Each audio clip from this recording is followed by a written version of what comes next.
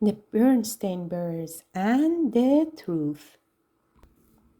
It was a lazy sort of day in Bear Country. The air was so still that the leaves on the big tree house where the bear family lived were hardly rustling, except in the beehive, where the bees were always busy. Nothing much seemed to be happening. It was the sort of day that sometimes leads to mischief. Inside the treehouse, brother and sister bear were sitting around not doing anything in particular. Brother was holding his soccer ball.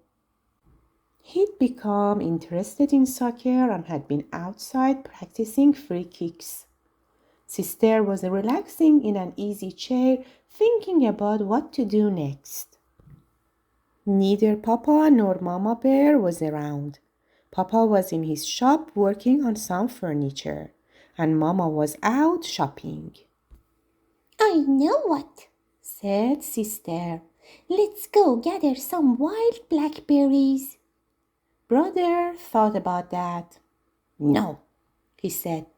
Wild blackberries have too many thorns, and besides, the seeds get stuck in my teeth. Well then, said Sister, let's go out and twist each other up on the swing and see who gets the dizziest. Brother thought about that. No, he said, that's silly, and besides, we did that yesterday. Sister became irritated and impatient with her brother. My goodness, she complained. You don't want to do anything. All you want to do is sit there and hug that soccer ball. I think you must be in love with that soccer ball. I'm not, protested brother. But I'll tell you something. I bet I can dribble this ball past you. Brother was a pretty good soccer player and a very good dribbler, but so was sister. The only one who saw what happened next beside the cubs was a mockingbird who was perched on a twig outside an open window. Brother faced sister. The ball was on the floor between them. First, brother moved the ball with his right foot, then with his left, trying to trick sister out of position. Then, quick as a flash, he gave the ball a sharp kick with his right. It almost worked, but sister was fast too. She reached out with her knee and blocked the ball, which bounced against a bookshelf, against a chair, against a footstool, and into Mama's most favorite lamp, which fell to the floor with a crash. The mockingbird let out a screech and got out of there as fast as its wings could carry it. As it flew away, it saw Mama Bear returning from the marketplace. Now the bear family had some house rules, just as any family has. One was no honey eating in bed. Another was no tracking mud on the clean floors. And another was no ball playing in the house. What to do? Brother looked at sister. Sister looked at brother. They both looked at the broken lamp. And they both listened to her as Mama came up the front steps and into the house. All brother had time to do before Mama came into the room was roll the ball behind Papa's chair. My lamp, said Mama. My best lamp. What happened? She asked, looking into her cub's eyes. Tell me about it. The cubs looked into Mama's eyes, then at each other, and then they began to tell one of the biggest whoppers that has ever been told in Bear Country. It was a bird, began brother. Yes, added sister.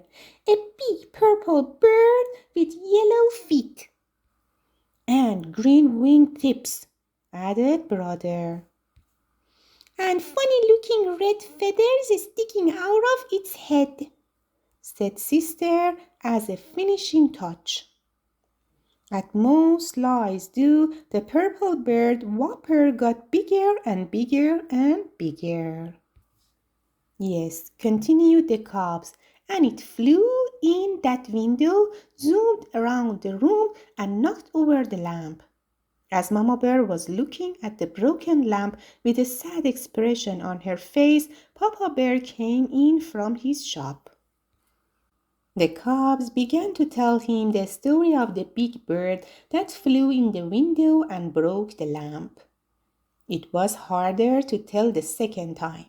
For one thing, they couldn't quite remember how they had told it the first time. You've got me confused, said Papa. Was it a purple bird with green wingtips and yellow feet? Or a yellow bird with purple wingtips and green feet? Or was it a white bird with black spots, like the soccer ball behind my easy chair? But the thing that really made it hard the second time was how very sad Mama looked as she picked up the pieces of the broken lamp. Mama, we are really sorry about lamp, said brother. Oh, yes, said Sister, picking up the last piece and putting it in the dustpan. Oh, said Mama, I'm not worried about the lamp. We can always get another lamp, or we can glue this one back together. What I'm sad about is the thought that maybe, just maybe, my cubs, who I've always trusted, aren't telling me the truth. And trust is not something you can put back together again. Both cubs started to talk at once. It wasn't a bird, said Sister. It was a soccer ball. And it was all my fault, shouted brother. It was as much my fault, shouted Sister. But they were both shouted down by the phone, which rang loudly. It was Grizzly Gran inviting the Bear family for a Sunday visit. Hello, Gran, said Mama. Oh, everything is just fine here in the tree house. How is everything with you? But Mama, protested Sister after Mama hung up the phone. You told Gran that everything is fine here, and that isn't really the truth.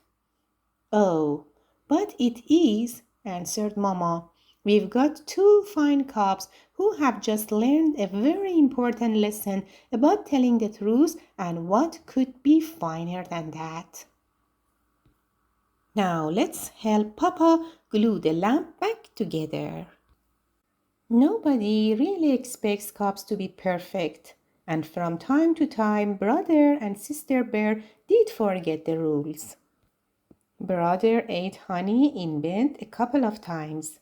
One time, Sister tracked a little mud on the clean floor.